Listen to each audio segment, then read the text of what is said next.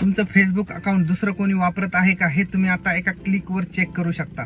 यासाठी काय करायचं हे मी तुम्हाला सांगतो, परंतु त्याआधी हा व्हिडिओ सेव्ह करून ठेवा। यासाठी तुमचं फेसबुक हे ऍप्लिकेशन ओपन करा। त्यानंतर सेटिंग अँड प्रायव्हसी या ऑप्शनवर क्लिक केल्यानंतर अकाउंट सेंटरवर क्लिक करा।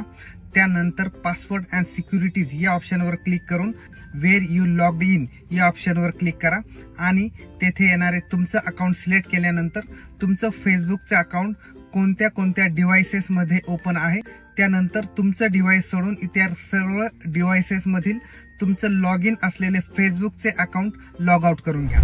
आणि मित्रांनो, वेळोवेळी हे चेक करत राहा की कोणत्या डिव्हाइसेस मध्ये तुमचं अकाउंट लॉग इन आहे की नाही। मित्रांनो, हा महत्त्वाचा व्हिडिओ तुमच्या सगळ्या मित्रांना शेअर करा व असेच महत्त्वाचे व्हिडिओ इथून पुढेही पाहण्यासाठी लगेच सबस्क्राइब करा। धन्यवाद।